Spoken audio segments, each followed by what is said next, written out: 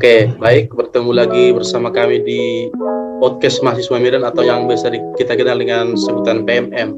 Jadi, kali ini kita akan kedatangan tamu seorang mahasiswa Medan yang sedang melakukan pertukaran mahasiswa. Nah, jadi Universitas Negeri Medan kan memberikan kesempatan seluas-luasnya kepada seluruh mahasiswa untuk mengeksplor dan menuntut ilmu baik di dalam kampus ataupun di luar kampus maupun di luar domisili atau pulau juga. Nah, pada kesempatan ini kami sudah mengundang dan sudah bersama salah satu mahasiswa UNIMED ini yang sedang melakukan program pertukaran mahasiswa tersebut. Jadi, kakak bisa perkenalkan diri, Kak? Halo, perkenalkan. Nama kakak sendiri Nabila Tria Putri dari Pendidikan Teknik Bangunan. Jadi kakak ini sekarang udah semester berapa, Kak? Di UNIMED?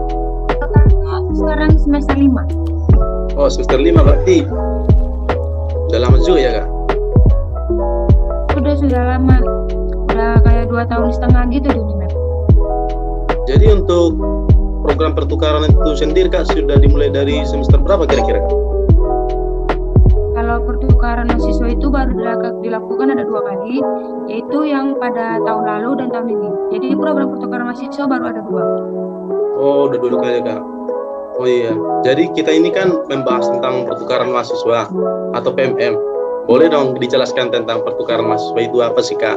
Biar semua mahasiswa itu tahu lebih jelasnya. Oke, di sini kakak akan jelasin pertukaran mahasiswa itu yaitu kita bertukar sementara tapi bermakna selamanya, kita bisa dibilang.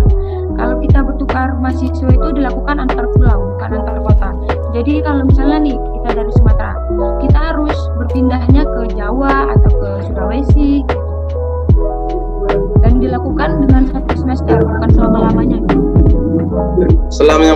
Selama kakak ikuti program mahasiswa itu, yang membuat kakak itu pengen atau terkesan menarik ke program tersebut itu kira-kira apa ya, Kak? Nah, yang membuat kakak ingin mengikuti program pertukaran mahasiswa ini yang pertama, kakak ingin mengenal budaya yang ada di luar Sumatera kita ini. Dan yang kedua, kakak ingin merasakan dan mencicipi rasa kuliner yang ada di luar Sumatera kita. Karena pasti berbeda dong, di setiap pulau dengan rasa mereka pasti cita rasanya berbeda-beda gitu.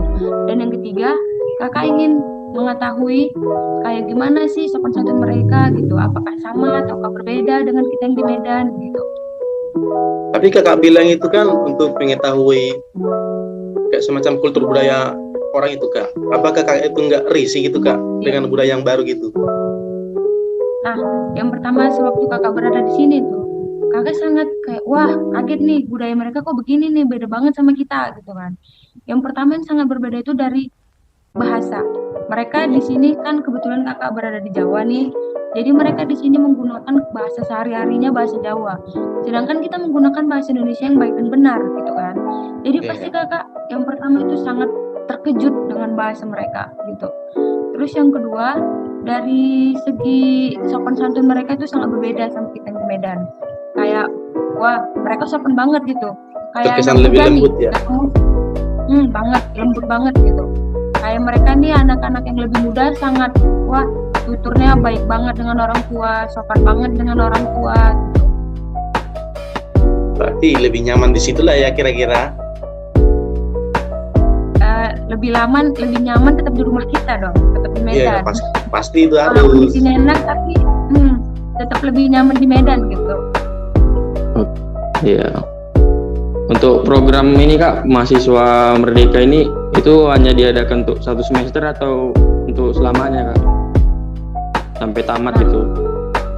Kalau misalnya program pertukaran mahasiswa ini dilakukan cuma 1 semester dan diadakan di setiap semester ganjil gitu. Jadi di semester 3, semester 5, semester 7 gitu. Hanya ada di setiap semester ganjil.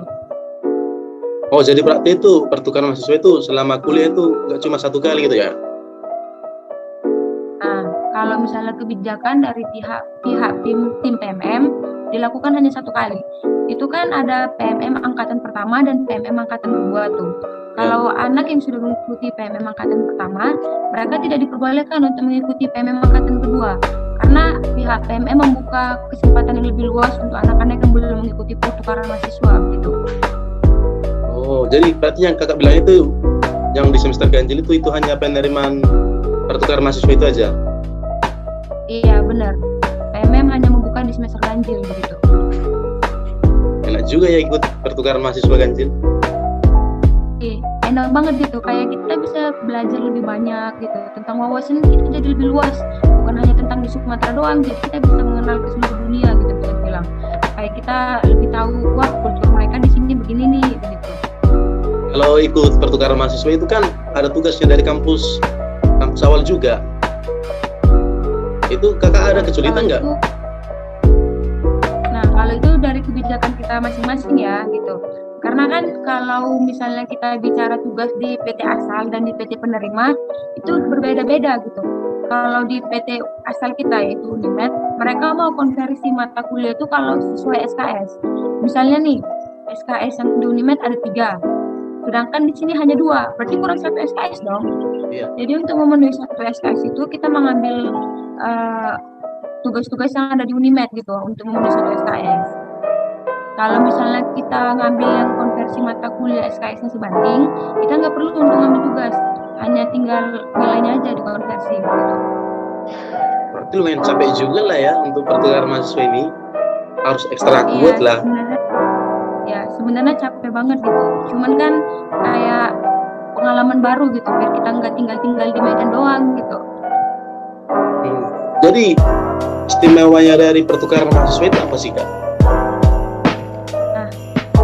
Yang pertama, kita dapat bertukar ke pulau yang lain tetapi kita dibiayai oleh pemerintah gitu. Kayak tiket pesawat kita dibiayai mereka, kita diberikan uang saku gitu. Itu istimewanya yang pertama. Dan yang kedua, kita bisa mempelajari budaya di luar Sumatera, istimewanya. Dan yang ketiga, kita bisa mengetahui universitas lain.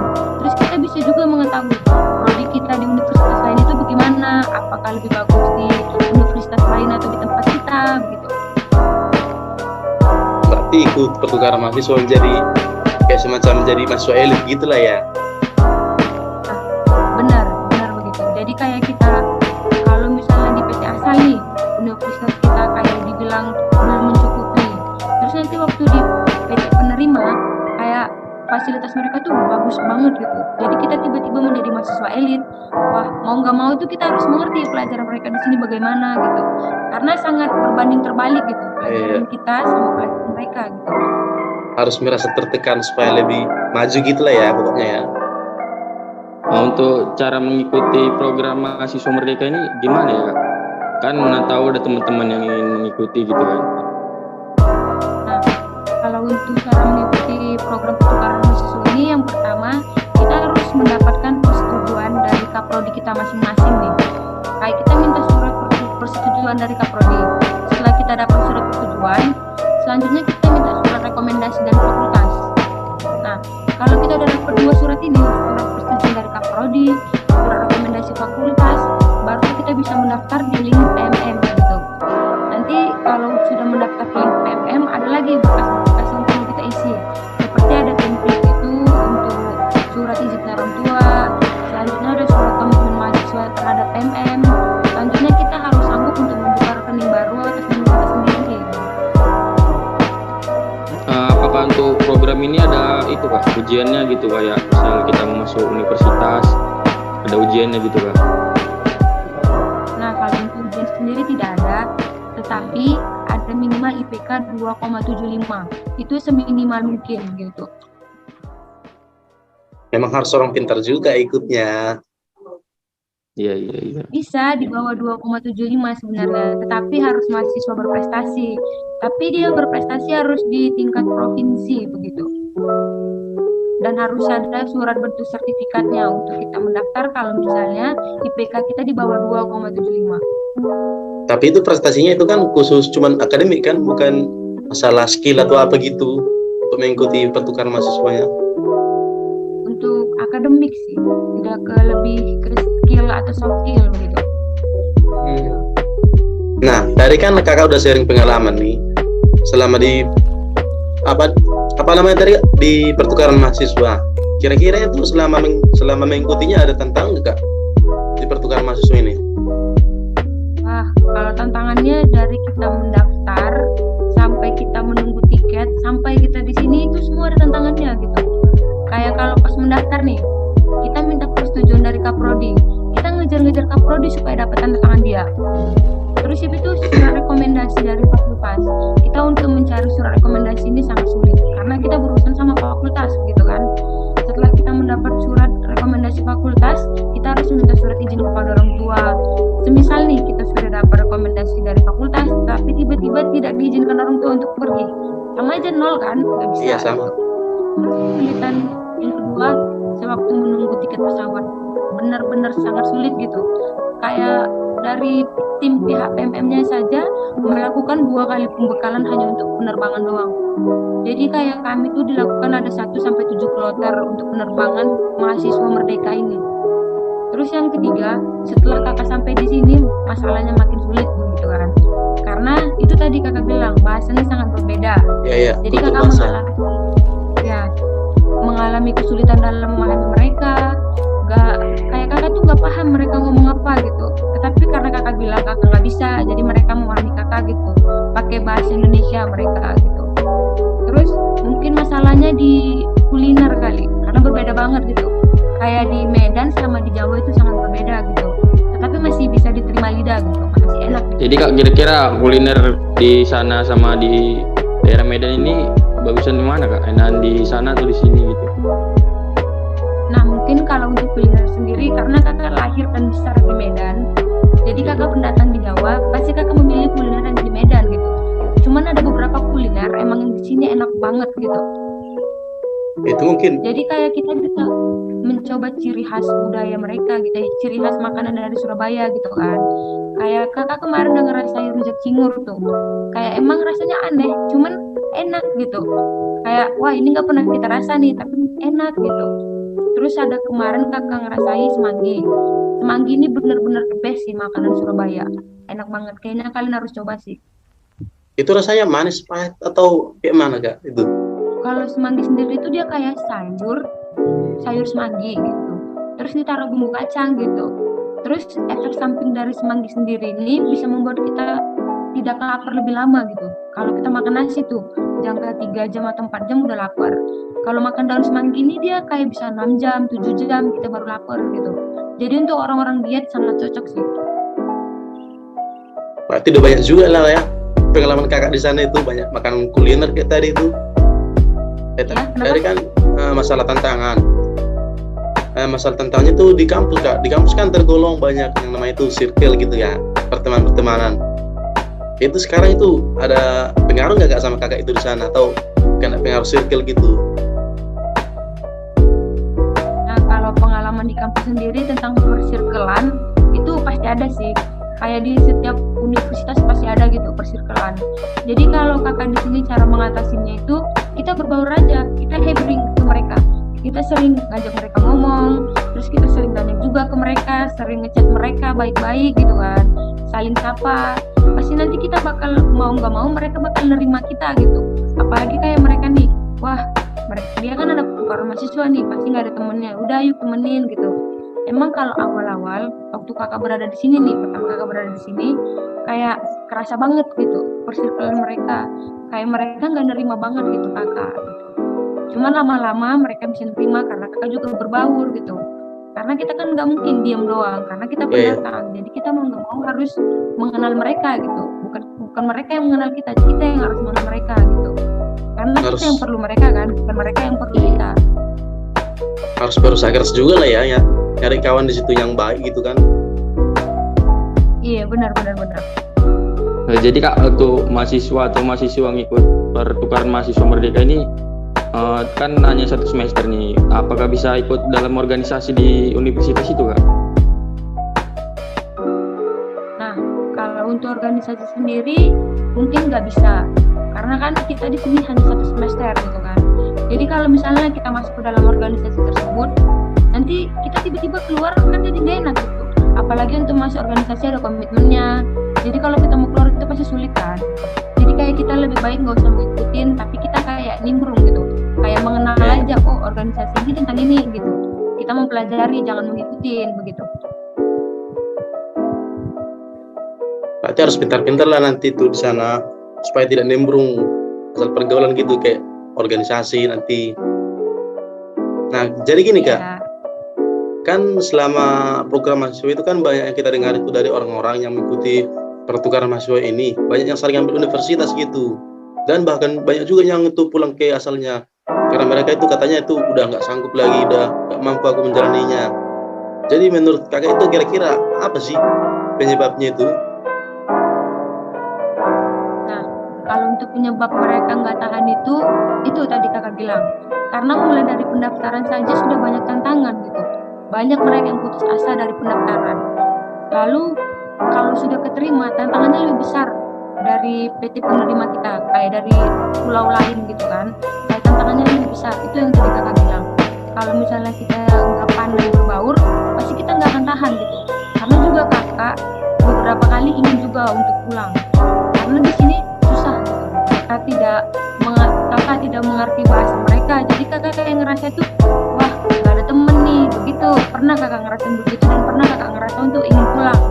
Karena memang benar-benar tantangannya sulit banget gitu. Apalagi dari bahasa, teman-teman, apalagi kita sesama teknik kan.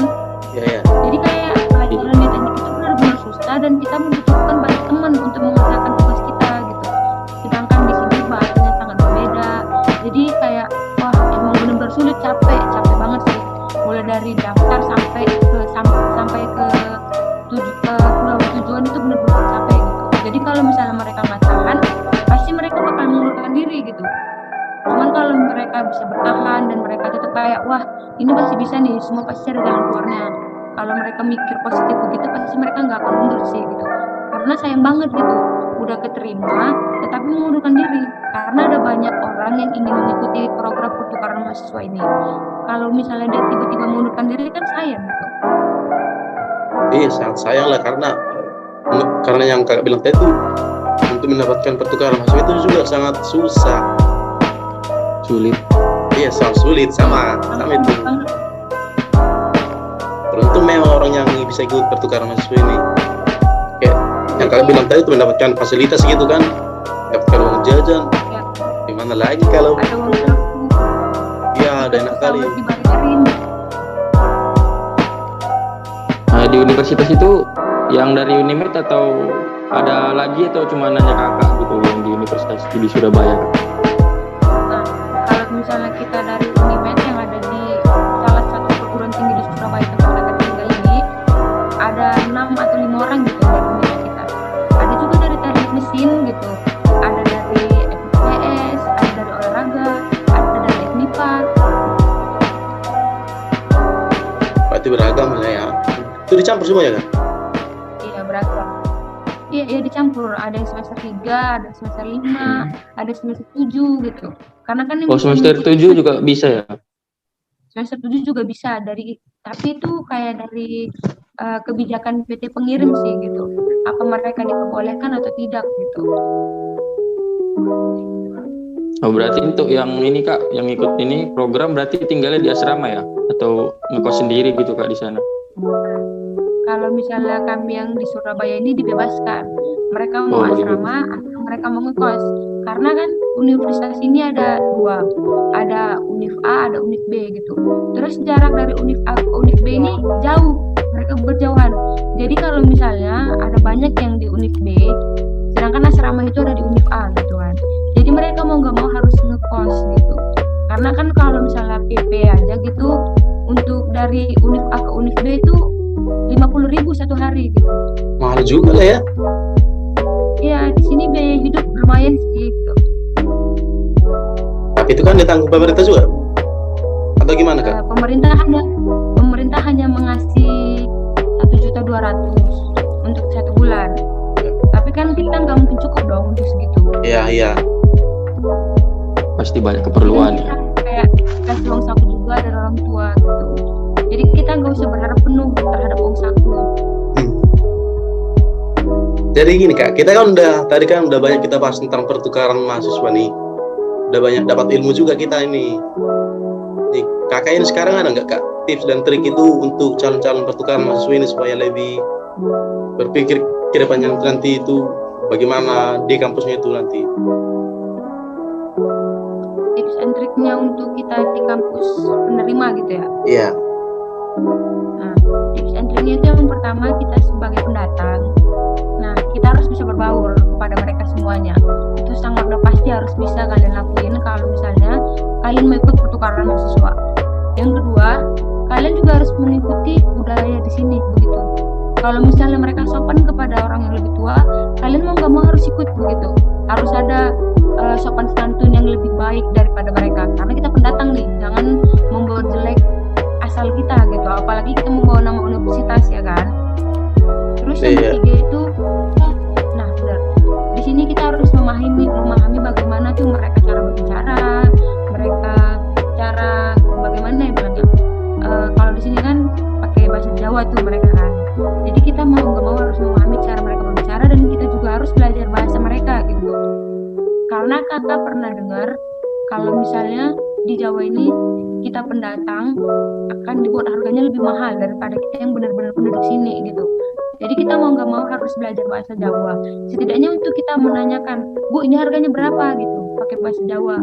Terus nanti misalnya kalau ibunya ngomong pakai bahasa Jawa juga tapi kalian nggak paham, tipsnya kalian kasih aja uang yang paling gede di dompet kalian. Udah, gitu aja.